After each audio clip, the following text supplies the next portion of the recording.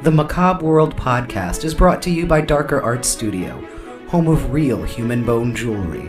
Stock and custom pieces are available, so visit us on the web at www.darkerartstudio.com and show them your darker art side.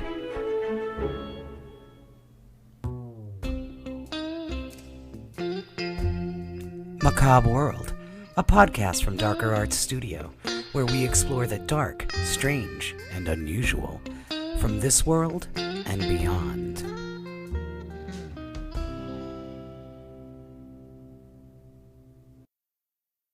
Hi, and thanks for joining us here at the Macabre World Podcast. Today we have Sheri Dodson with us from the Dark Side podcast on YouTube. You can see her link on YouTube at our podcast, and we'll have a slide that'll tell you a little bit more about it and where you can go and listen. Sheri, welcome. Thank you so much, Rocky, for having me. I really appreciate it. I'm excited, with yours just starting off, and it's going to be great. I'm really looking forward to listening to what you got to say. Well, speaking of what there is to say, tell us a little bit about what your podcast has been about thus far. Okay. So, basically I started it because there was a guitarist in a famous band called All That Remains, and his name was Ali Herbert. And he had a really strange death. Like he was found in the river behind his house, and he had drowned in 2 inches of water. Something about that case just always bothered me. And so I did a little bit of researching, and I found out his wife, had manipulated his will and things like that. And it was just, I kept piecing together all these different things, and there was a lot of rumors going on about it. So I started submitting his case to, various professional podcasters out there. I had never had a podcast or anything like that, and nobody wanted to cover it. So I was like, well, you know what? If no one else is going to cover it, I'll do it. So I gathered all the information together, and I put together I put together all the clues I had and everything like that. And people seemed to love it. All of a sudden it just took off, and people are like, you should keep doing this. So, I started out doing it with, investigating murders, and then it went on to disappearances. And, occasionally I'll do some strange ones like the Mandela effect and stuff like that. And, but just focusing around just the dark side of crime and stuff like that. I've always been fascinated by disappearances, and I think, they're really interesting. And I kind of want to be a voice for the missing and the lost. We like the dark side here. Yeah. we're big fans. And it's amazing. I've always been interested in any kind of true crime. I think a lot of us, yes, growing up watching the news, sensationalism was great. I mean, you and I are a little bit different in age, but not by much. Well, maybe more than I'd like to admit. But, growing up, I grew up in the 70s. You were more of an 80s, 90s kid. But it was one of those things where it was very sensational on the news, and everybody talked about it. Oh, yeah. And as it's a kid, funny because I think back to grown-ups are talking about. Yeah. Well, I think back to watching Unsolved Mysteries with Robert Stack. I know you remember those. Oh yeah. And that was the early 90s, and I saw this case where a little girl who was around my age, 10, had been found in a cooler, deceased. And I was just shocked. Like my jaw hit the floor. I'd never seen anything like this before in my life. So, I would sneak out in the living room and watch Unsolved Mysteries late at night. I wasn't allowed to watch that kind of stuff, so I had to sneak and do it. And it just fascinated me. So, I've always had, and then as I got a little older, it went to Dateline and 48 Hours and stuff like that. And I just loved it. And now I'm doing, way beyond, cases that are mainstream. I like a lot of the, the ones that people haven't really heard of. I have a couple of favorites. I mean, it may be more and more apparent to listeners that I'm from New England, but one of my absolute favorites is there are two that I really love. One, everybody knows about Lizzie Borden. I mean, I love Lizzie Borden. Mm-hmm. How can you not? It's fascinating. I don't think she did it. Right. Do you think she did it? I don't know enough about her case to really discuss it, but I think one of the reasons why I haven't covered her case is because it's been covered so many different times. Goodness, It's literally been hacked to death. Yeah, the Black Dahlia murder is another one where it's like every person who has a podcast has covered that story. So, But the only thing I'll say about Lizzie, for any of the Lizzie aficionados out there, is that it seems an underreported fact that Lizzie and Emma had a half brother named William Borden Hathaway, whose occupation was butcher. And one of the key problems with the family dynamic would be the half brother, who was technically born in an exterior relationship. Yeah. So he was kind of on the outs, and Mr. Borden was like stupid, crazy Bill Gates rich. Mm-hmm. And that could change everything. It changes a lot. Yeah, that could change a lot. Yeah, he was like stupid, cuckoo Bill Gates rich.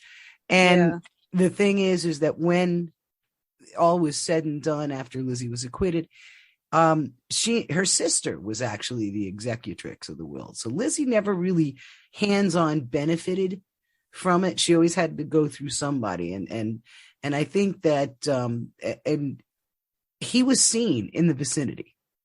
Yeah. He's a butcher. So what's he covered in? Makes a lot of sense. So, I think there was some collusion between some of the key exterior players like Emma, her uncle John Morse, and Billy. And I actually think Lizzie was a patsy. Have you stayed in the house? I have not stayed overnight in the house. I've been in the house several times. I've been in the house since it was turned into, tours, bed and breakfast. And I actually had the pleasure, right before they were getting ready to open that, I was actually a student at Bristol Community College. I was in my last year of high school, and I took some college courses. A friend of mine's dad was a professor there, Dr. Paul Fletcher, who is a Borden scholar. And I took his class, and that's where I really fell in love with Lizzie, Right. Being, he was not only like my friend's really, really nice dad, he was also this amazing scholar on Lizzie Borden. And at one point we went through the house. They were getting ready to turn it into the tourist attraction that it is now. And they had put in all the, the scaled furniture that was there to scale.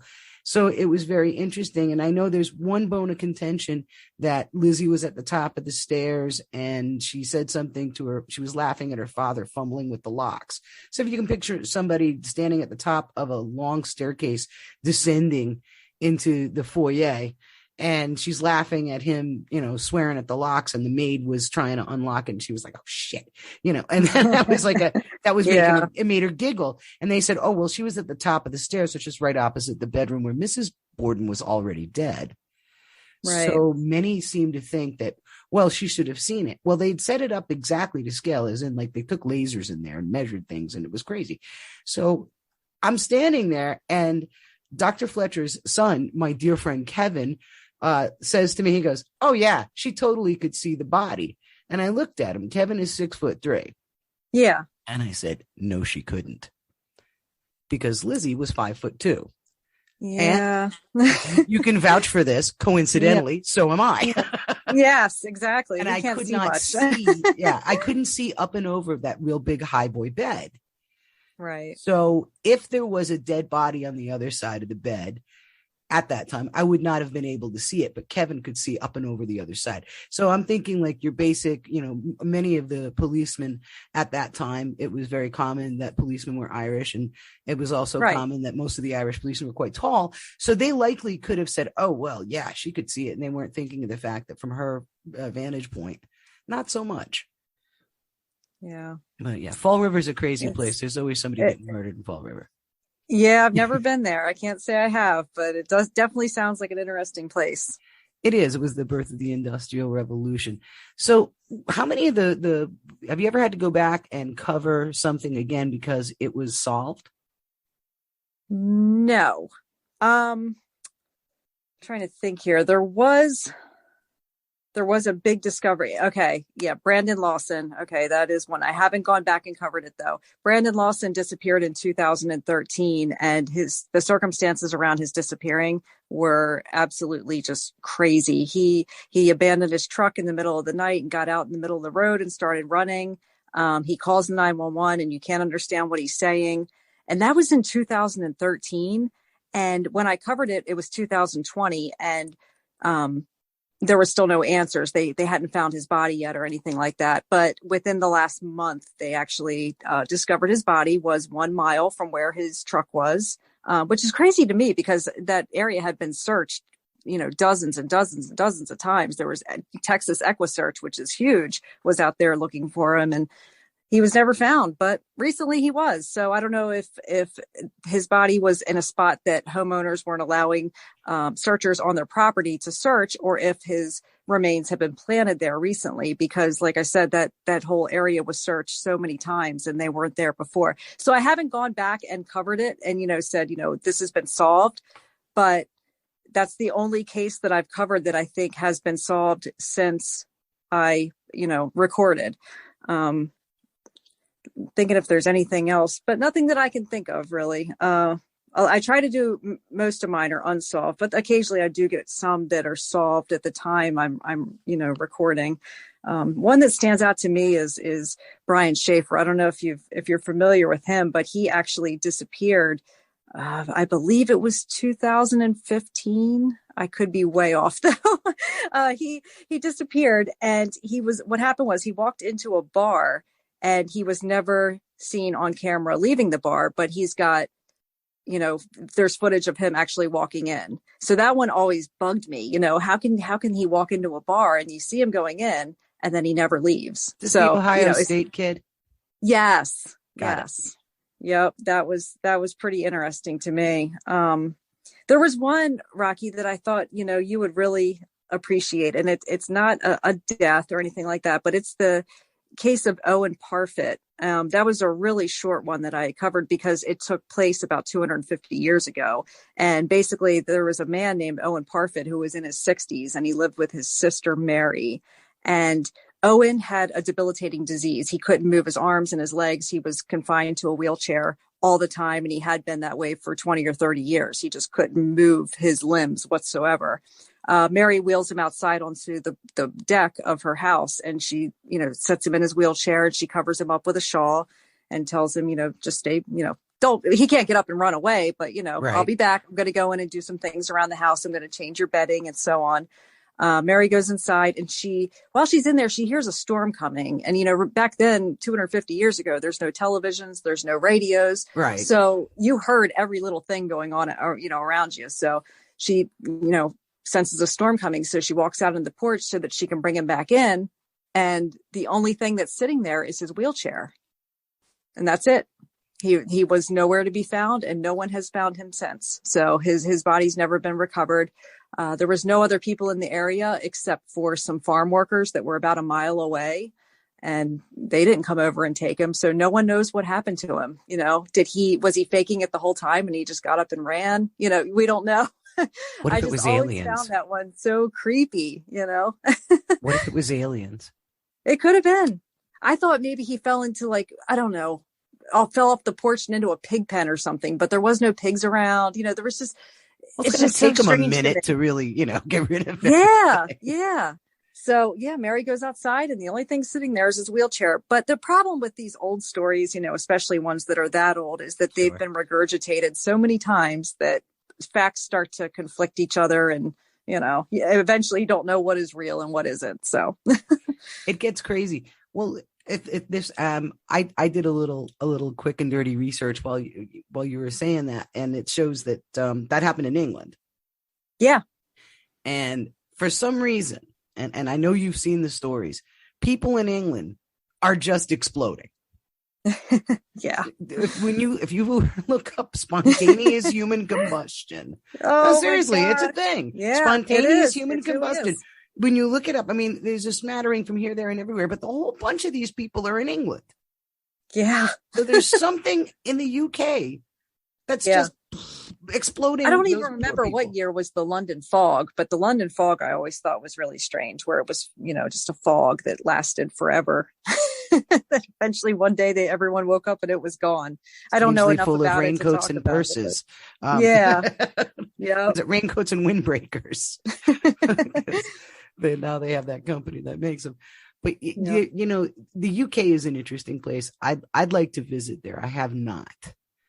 but I haven't either. I'd like to, because I'd love to get a chance to see the Tower of London and and everything. But Big Ben. Oh yeah. Well, and I'm in it for the fish and chips and beer. Let's be honest. Yes.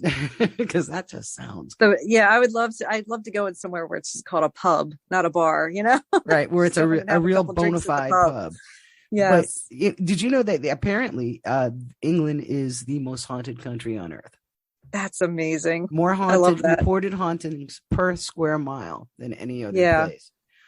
When you look at haunted areas in the United States, I always wonder, like, if a lot of these pockets of weird seem to have trends, because, like, say if you go to some place like New Orleans, which I love, and yes, we're gonna. I have a girlfriend who lives there, and she just absolutely loves it. Yeah, it's an amazing place. I actually worked there, long distance on some documentaries with a friend, and got to go down several times, and hopefully she's going to be on the podcast too. But it's a really, really cool place. But you get out into the swamp and things get a little odd. Yeah, they do. I'm wondering if, like, when you look at some of these disappearances that are mysterious, especially in areas we're more familiar with, like the United States, do we have pockets of weird in the United States? Is a lot of this stuff like Florida? Can we talk about Florida? Florida's in the news every day. Florida man. Don't forget, I live with Florida man. Yes, you do. for those who aren't aware, my better half is from Florida, and he kind of does sometimes fit the stereotype. But and Sheri can definitely relate with loving a zany human. Yes, and. But yeah, Florida is always in there. Is it something about it? And then you go to a place like Savannah. I mean, places with lots of history seem to attract this sort of stuff. But now we're making all this murderous history in modern times. Like looking at some of but even still, when I'm trying to think of something that isn't related to Florida, outside of some of the stuff that we've talked about, because I'm like, oh yeah, Eileen Wuornos, no, that started in Florida. Like, oh yeah, no, that's Florida. And then there's that, nope, Florida. And it's like there's a ton of Florida. I'll tell you, my most popular one happened in North Carolina, and that was Pazuzu Algarad. Are you familiar with him? I am not. Tell me about that. Oh, Pazuzu. Oh man. Well, I know that character. Word. I know the word from, because I'm a big Exorcist fan. Pazuzu was at one time a very sweet little boy, and he grew up and he became pretty much the devil himself. He opened his home to pretty much anybody who wanted to party, and the things that happened inside this house were just atrocious. There was basically no rules. You could piss and shit wherever you wanted. You could punch the person next to you if you felt like it. I mean, but that's just, freedom, if you want to call it that. But it was getting into where he was abusing animals and eating them and things like that. He was doing all kinds of really gross stuff. And he was a serial killer. His body count that we know of is 2. But I feel like there's plenty more. That he always bragged about killing people. And it's funny because, he would brag about to people, hey, yeah, I killed 4 people. So people would go to the police would show up at his house and go, we're here to talk about the people you killed. He's like, oh, I didn't do that. I was just drunk. And then they'd say, okay, have a good day. And then leave. So he went under the radar for many years, but he died in prison. As well you should. Yeah. He ended up dying, and he's gone now, but he was really a really evil human being. He had his whole face was covered in tattoos. Not that there's anything wrong with that, but when you looked at him, you could tell something was different about him. He doesn't just look like your average Joe walking down the street. He stood out. You could pick him out of a crowd.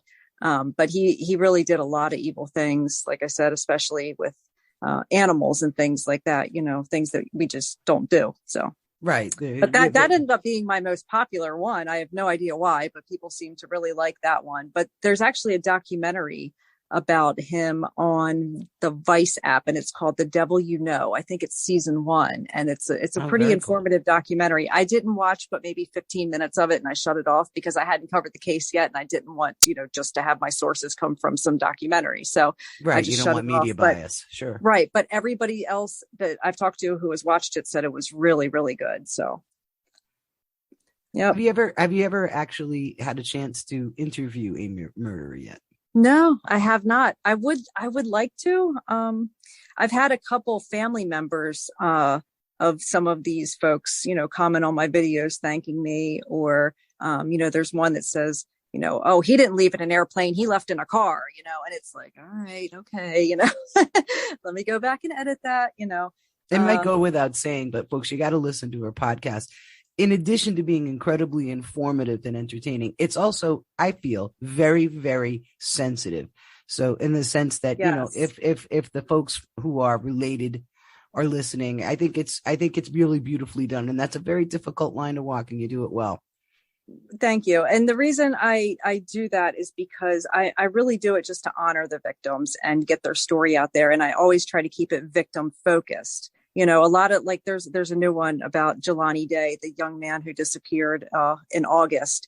And a lot of podcasters who are covering his story that are, getting paid for this, they're actually donating all their funds to Jelani's family. Because I wouldn't want to make any money off of that story. I don't want to make any money off of any of these stories. That's not my reason for doing this. I'm on the victim side. If something happened to me, I would want someone like me out there telling my story.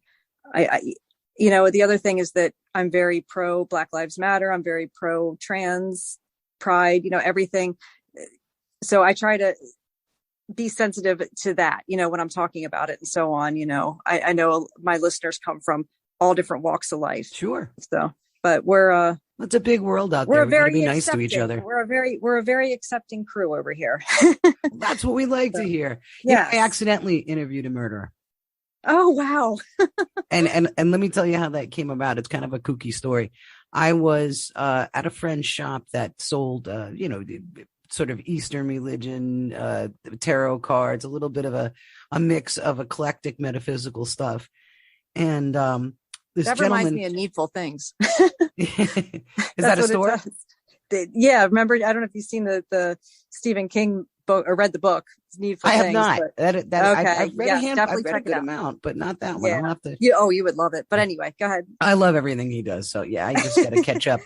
I'm hanging out in this store, and this gentleman comes in who is very obviously wearing a clerical collar. So that's always interesting. Mm-hmm. And it almost sounded like it was going to read like a joke, like, okay, the priest walks into the tarot store, and then, priest or rabbi, yes, and a tarot reader. So you think it's going to be something like that. But it turns out he had some questions about tarot cards, and I'm a tarot reader. And I was actually working as the tarot reader in the store that day. So he and I struck up a conversation, and it turns out he was a chaplain at one of the state, and I was in Massachusetts at the time, one of the state penitentiaries. And he said he had a prisoner who was claiming a religious exemption for tarot cards because the prisoner stated he was of the Wiccan faith, and he said that those were integral to his faith, and that because I guess they weren't allowed, or they were not, he was trying to make sure he wasn't full of it. He says, and he was, I got to give him credit. He came into a store saying, look, I don't really know a lot about this, but I want to be fair. Right. So I'm the chaplain. So can you help me out? And when we talked, he says, would you want to meet him and talk to him? Maybe you can tell me if he's legit, which is how I found myself going to a maximum kind of psych security prison in Massachusetts, about 40 minutes from where I'm from. And I go in, and I end up talking to the fella, and he is creepy. Oh, is he creepy? He was young. He was older than I was, but young, or seemingly, he was, I guess, around my age. And he had this real intense look, and I could tell he liked to freak people out. And we talked for a little bit, and I kind of kept it light and everything. And afterwards, when I talked to the chaplain, I said, he did something really bad, didn't he? And he says, yeah. Oh yeah. He Oh, did. And he did the worst. And I was like, he's got like multiple bad. And he's like, yeah. It was a mess. Now, what's interesting is I did not recognize him at the time. Mm-hmm. And because I went through blips in and out where I didn't pay all that much attention to the news. And I didn't make a connection, or he'd changed his haircut or something. So whatever the case may be, I go on about my life. 20, 30 years later, I'm listening to another true crime podcast, and they're talking about this murder, this awful multiple murder in Massachusetts. Ooh, it had to be him. And I never knew his name. That was kind of like part of the thing, like for me to stay unbiased. Yeah. Right. Is to, and then I went but they said his name on the podcast, and I went and looked him up, and the picture came up, and I'm like, oh my God. Yeah. I interviewed Danny LaPlante.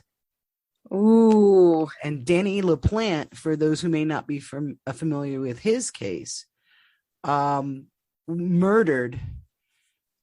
He was sexually and psychologically abused as a kid, and he had all kinds of issues. But what he did was he broke into the Townsend home at and this was in Townsend, Massachusetts, into their Townsend home, and he murdered the Gustafson family, and he had raped a pregnant mother, murdered her. Wait, is this the boy that hid in the walls? Correct. Oh yes, I knew that name sounded familiar. Yes. Yeah. Okay. Yeah. And he has a very, very bizarre story, and that is absolutely fascinating that you interviewed him. I know I'm familiar with his case. I've never covered it or researched it, but I do know about him. Yeah, it happened in Townsend, Mass, which is it's kind of burbish of Boston. It's over in Middlesex County, not too far outside of the city. But I had no idea that was him, because this was years later. Yeah. This was like, a few years later, and I never made the connection until I went back and saw his picture. And all I could think of was, oh my God, I interviewed Danny LaPlante. And by the way, I said to the chaplain, I said, this is BS. Nah, don't put him in the car. Because he had no grasp. He was trying to do something to freak out the other prisoners, maybe for his own defense, maybe to entertain himself and others. No idea. Whatever it was, there was no sincere spiritual connection to that. Yeah. But it was absolutely insane. And why do you think we're all fascinated with murder? Is it the sensationalism? Are we exploring our own mortality? Is it the it can happen to you thing? I don't know. Because it's big right now. It is. We're in a good field for sure. So I think the one that I covered that I swore I never would was Richard Ramirez. Oh, yeah. I was I didn't want to do any serial killers, because I always thought the fandom was kind of weird, but I was fascinated by Richard Ramirez's story, the way that things happened. And I, like I said, the victims deserve to have their story out there about what happened to them. So I did cover Richard Ramirez, and you'll be happy to know I did start writing a little bit about John Wayne Gacy. I haven't, committed to it yet, but I've been doing a little bit of digging. So, I'm not afraid of clowns. I've never been afraid of clowns. I've never actually been impressed by clowns. I've never been interested in clowns when I was a kid. I just thought they looked weird. It didn't bother me. I just thought they looked odd. I was like, I don't get what's so cool about that, but okay. If that's your thing, go ahead and you juggle and everything. But once his story broke, and once, the whole, that made me think clowns were way creepy now.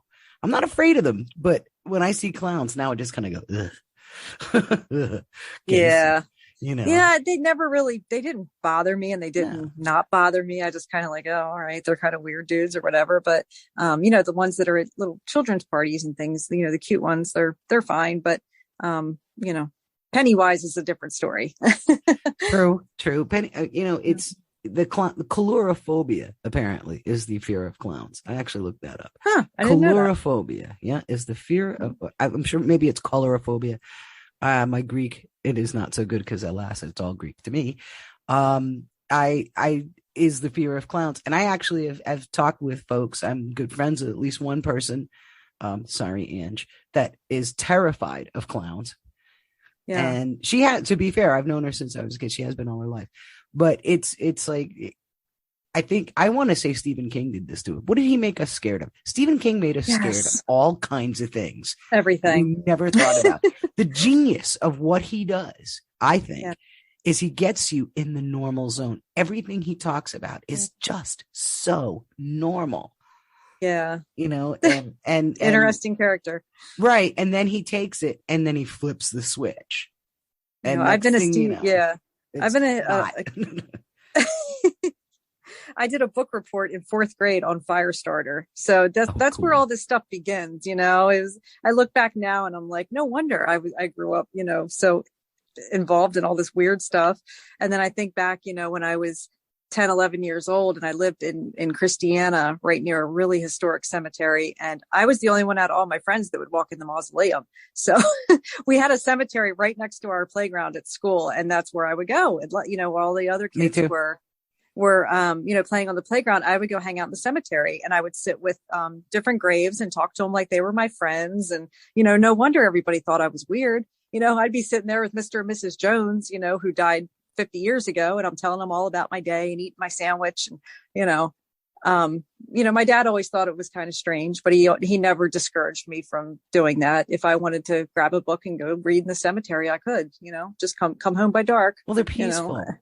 Yeah, they are. I have no issues with cemeteries. I could, you know, you see those things where it's like, for $1,000, would you spend the night in a cemetery? Hell yes, I would. You don't even have to pay me. I'll go spend the night in a cemetery. Let him pay you. No, let him pay you. Yeah. So, well, I was horribly bullied as a kid, and that was my escape because the bullies were afraid to go in the cemetery. That was oddly enough in my neighborhood, also next to a playground. It was right across the street from the town common in Bristol, Rhode Island. And I would go in there and they would wait at the gate. So my choices were try to leave and get the stuffing beat out of me. Or that makes me so sad. Well, I mean, it was one of the many unfairnesses of a lot of people's childhood. I don't think my story is terrifically unique as far as the bullying part goes. Yeah. But so, you know, I was kind of stuck in there. So I would start roaming around and I'd start looking at all. And this particular cemetery is from the town was settled in 1680. So the stones, this is one of the original cemeteries. So the stones are from the early 1700s to about the late 1700s. Actually, technically, the cemetery is on the playground.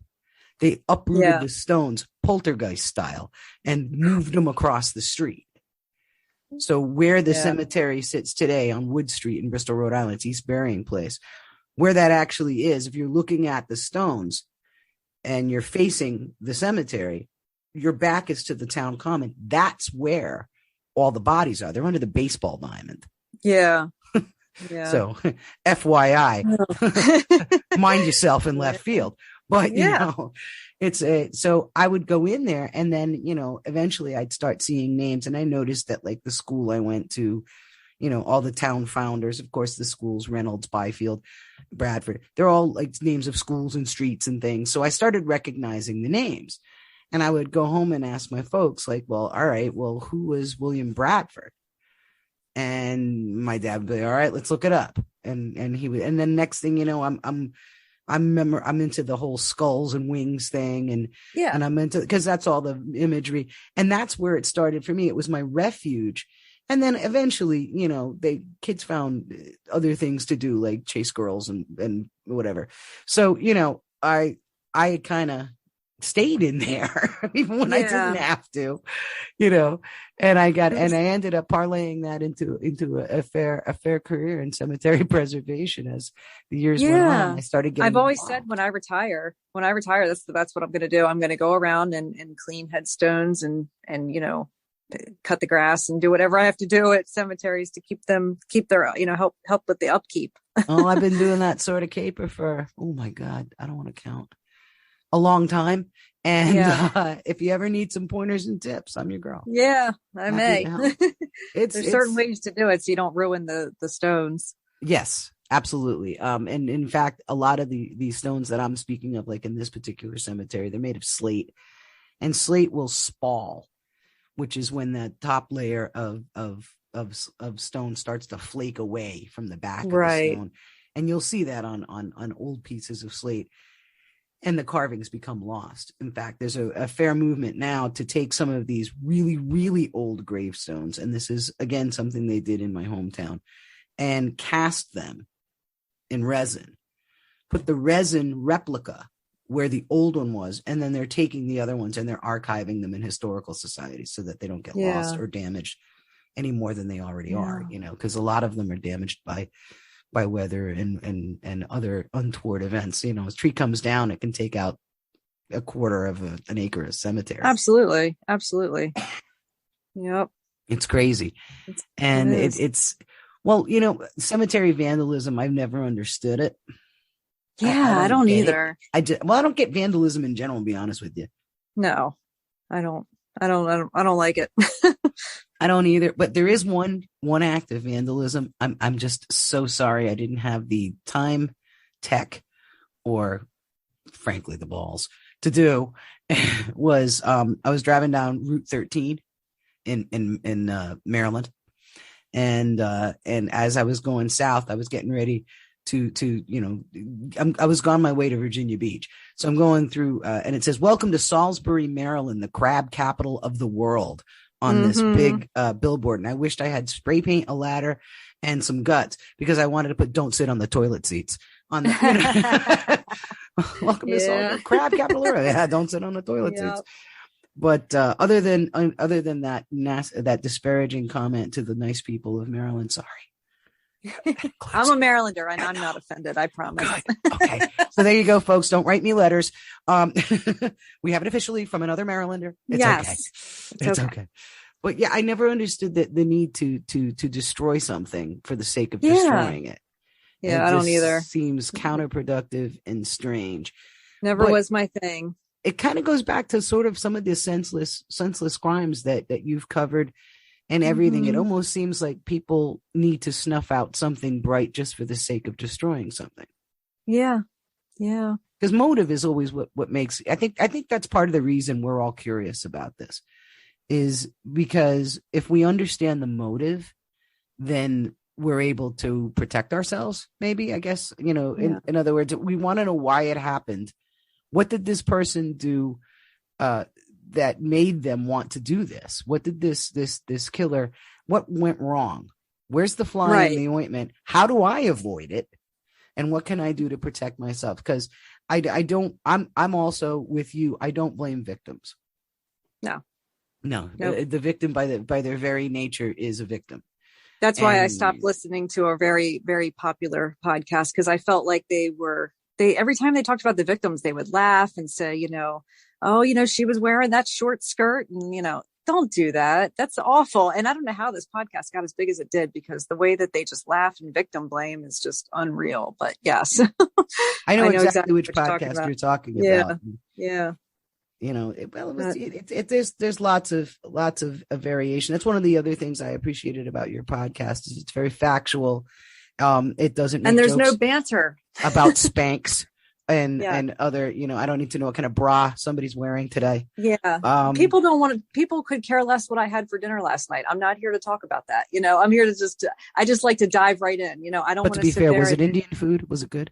No. I had Indian food the other day. Butter chicken is like my new favorite. Oh, it's great stuff. I'm a big fan. But you're right. I think, and I sometimes think that I think you can have a dark sense of humor. I hope so, because I kind of have one and I'm sort of stuck with it. But I think there's a difference between having a bit of a wry, dark, gallows kind of humor and being inappropriate. Right. And I hate to say it quite like that, because it sounds so judgy, like I'm to judge who is and isn't appropriate. Yeah. But all I can say is it's just an observation, some of these, and maybe for some people it's an uncomfortable subject and they're grimly fascinated, but they kind of feel a little uncomfortable if it gets too intense. So maybe they need to hear about bras and Spanx and, my favorite thing is when you're listening to a podcast and then it's like, and then her head was cut off and then you hear HelloFresh has a new meal delivery service, because the commercial comes on and it always freaks me out. Like I'm, in the zone and then that happens. So, well, I think about how about the way news reporters have to do it. I mean, that happens all the time. That's a tough job. It is. I don't think I could do it. Years ago, I did radio news, which was easy because nobody can see your face. Right. So you can roll your eyes. Not that I did, but of course I did. Oh, there had to be at least one time where you rolled your eyes. One? Oh my God. If I had a nickel, I wouldn't need a podcast. Yep. No, it's crazy because, they have to kind of like practice this, what I call the stone face. Yeah. It's hard to do, I'm sure. And folks listening now can, we're sitting here. You can't tell if we're, we're rolling our eyes, or I'm not, but if we were, and I like the platform though with voice only, because you can kind of like, it gives you a chance to sort of cringe if you have to, or get through it if you have to, and it's easy to edit. It is. And also, I think it tells people things that we don't realize they're picking up on. Like, I think folks can tell the difference from when I interview someone that is an acquaintance or someone like yourself, where they can probably tell we're actually friends in real life. Yes, in real life. We're people who have actually associated outside of murderous things. But every time we're together, we talk about murder. So we totally do. Yep. We totally do. I'm like, did you hear about this one? I know. Oh my God. See, it's funny because my husband's not as nearly as big into this stuff as I am. He's not a big fan of true crime. He likes the Sherlock Holmes mysteries and stuff like that, which, it's not everybody's cup of tea. That's cool. Not everybody has to like this kind of stuff. And that's why it works for us, Well, there's a big difference between Helter Skelter and Agatha Christie. Yes, exactly. And there's another one that's probably been overdone too, is the whole Manson case.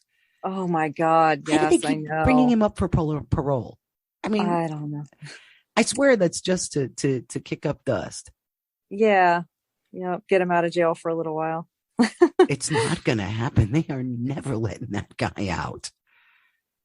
Another case that I there's a couple times where I wanted to cover rock stars, but like Kurt Cobain has been covered so many times.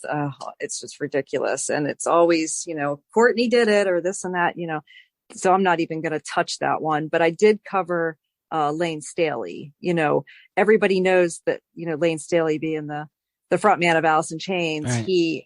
He went out of sight for years and no one knew what happened to him. And that's why I talked about what was going on in his final years. He became a recluse and never left the house. And it was very, very sad. And then he died in 2001. And, just those last few years were not good for him. And I don't think he really talked to anybody, but he just stayed in his condo. And I wanted to get that story out there because I just felt like, that was probably my favorite one I've ever covered because I put so much heart and soul into that one because I wanted to do it right. And, not that I don't do the other ones right, but this one, I think meant the most to me. So, well, but yes, Kurt Cobain's been covered much. What's that? Their music was far reaching. I mean, the music came along and was a huge part of the times and movement, and it spoke to a whole generation of people. So as did Kurt Cobain. I like to say he was like the generation and a half behind me. He was like their John Lennon. Yeah. Like I remember sitting on the school bus going to school, and I always had a transistor radio on me. I had a portable transistor radio on me everywhere I went. I always had to have my little radio, voice. And I would sit and listen to it on my way. At the time, I got bused to a Catholic school that was a few towns away.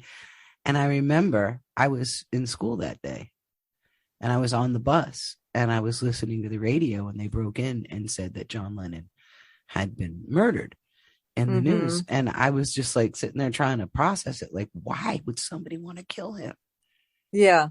And of course, as the years, as time went on, we learned more about the dark, very, very dark story there. And that was just so crazy. But for me, that was one of those, oh my God moments. For the generation behind me, it was either like Buddy Holly, Don McLean. I'm not Don McLean, Buddy Holly. I'm thinking of American Pie. Don McLean wrote a song about it. Yeah. But like Buddy Holly, the Big Bopper, Richie Valens, those kinds of crazy things. And for, for me, it was like, oh my God, John Lennon. And for the next crew, it was Kurt Cobain. That was my thing. Yeah. I was 13 and I was on third base, and my friend leaned in the fence and said, Kurt Cobain's dead. And I'm like, what? And then the ball strikes and I'm like standing there not moving. I'm like, what the heck happened? And then they're like, run to home plate. So, yeah, you were literally midfield. Yeah, I was standing there on third base, like waiting for the person to hit the ball. And I'm like, oh my God. And that just took me, I had to sit down after that and let it sink in. This was like my favorite band at the time, Right. Yeah. That and Guns N' Roses. Yet Axl lives. Yes, Axl's lives. alive and well. Is he well? Is he? I think he is. He didn't tour for a long time, and then they went back, and Michael and I saw them in 2016, and they were amazing. And he still has the pipes that he once had. He might be a little rusty. You got to say that he at one time had a very commanding vocal range. Oh, absolutely. Love him or hate him, you got to give him that. Yep. And Chris Cornell, everybody loves Chris Cornell, but he had pipes too. He had I think one of the best voices in music in the 90s. Lane Staley too. I think Lane Staley had a very haunting voice, and I could listen to Alice in Chains all day long.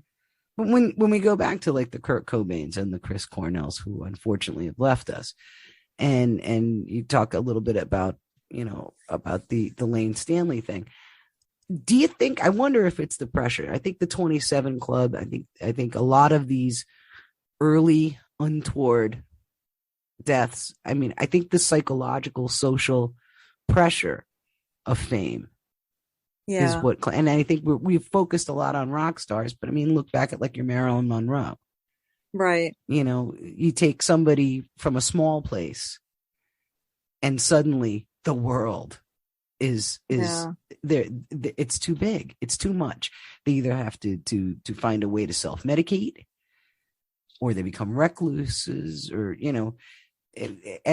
or you get to somebody like Michael Jackson, who, for all the other issues, and I'm not gonna, go yay or nay on what all he was doing, but I think it's a common thread where he, was famous all his life. He didn't have a normal childhood, is a very talented guy, but he was famous all his life. And, the kinds of people that maybe glom on to people like that are not always trustworthy. Right. Bad doctors, bad advice. Yeah. You get surrounded by people like that, vultures, when you got that kind of money. Right. And, like, cause I said to myself, it's got to be a tremendous amount of pressure. And of course I'm a musician, and everybody's, oh, don't you wish you were famous? It's cocktail conversation. Yeah. For me personally, I'll say, oh yeah, of course that'd be wonderful. Yeah. My real job is I want to be a rock star. Yeah. I want to quit my job. I'm going to tell you, if it ever did have happened for me, I know myself well enough that I wouldn't be here. Right. I think it would be too much for me. I don't have the constitution for that kind of magnanimous insanity. I really don't. I don't think I would either. And I wonder, look at the sense. Most artist types are, a little more sensitive. These are guys.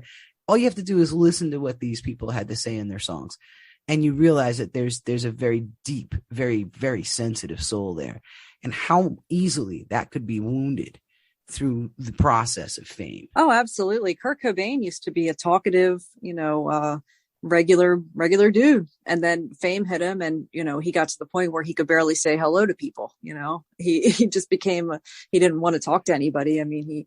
He didn't want to be bothered, and I think that had a lot to do with his death. Yet Dave Grohl turned out so well. I'm not the biggest Dave Grohl fan, but good for him. But I got to tell you, he's at least lively still. Yeah, he does. I heard something, and it was so we talked about dark humor earlier, and I heard something that was incredibly dark humor, and it said Kurt Cobain was the one who started Foo Fighters, and he kind of was. If it would, I think. I see your point. If Kurt wouldn't have, if Kurt wouldn't have died, like that would never happen. Would have never started Foo Fighters. So I just thought that was, it was a meme or whatever, but I still thought it was just something interesting to think about. Yeah, it's a fair point. So what's next on your podcast? What have you got your eyes on the next? one that I'm going to cover next is really close to your town. I think It's got to be somewhat close, and it's about, this isn't a death or anything, but this is a crime, and it is Kate McClure. I don't know if you remember her from 2017. So she was coming home one night on 95, and she runs out of gas on the exit, and a homeless man comes over, and he spends his last $20 to get her gas. And so she goes home, tells her husband about, this homeless guy gave me $20. GoFundMe. Yes. And they started a GoFundMe, and they raised over $400,000 for this nice homeless man for his charitable, task that he did to this woman. And it was all a scam. So that's all I'll say. Yeah, I won't elaborate either, but yes, that did happen here in South Jersey. Yeah, some friends actually started noticing, like, why, she's a secretary, and I don't know enough about it to really to discuss it yet, but she was like a secretary, and he had some job that didn't pay very well, but they're taking like lavish trips to Disneyland and buying Teslas, and something's going on. So friends are kind of like, what the heck's going on here, And yeah, it was all a scam. And slowly but surely the onion peels away. Yes. But before I go, I just want to, tell you thank you so much for having me on here. I really appreciate it. This is actually the first time I've talked outside of mine, so it's a big, exciting thing for me. Well, it was delightful to have you. You do a wonderful job on your podcast. Everyone, go to YouTube and look up From the Dark Side podcast. There's a lot of wonderful, wonderful information on some very unique cases, handled beautifully, sensitively, and very, very keenly by Miss Sheri Dodson. I should say Mrs. Sheri Dodson. And send me your any cases you want to cover. Just you'd like me to cover. Just put it in the comments, and I'll do some research. Definitely reach out, because there's something to be said for covering it with dignity and interest. And you do a great job. Thank you so much for being on. Folks, remember, go over and see From the Dark Side podcast on YouTube. There's also going to be on the Macabre World channel on YouTube. You'll see the static slide that's going to give you a little bit of information on where to check that out as well. And everybody, just remember, you stay kooky out there. Thank you so much, Sheri. Thank you for having me, and stay weird. Thank you for listening to Macabre World. You can find us on the web at www.darkerartsstudio.com.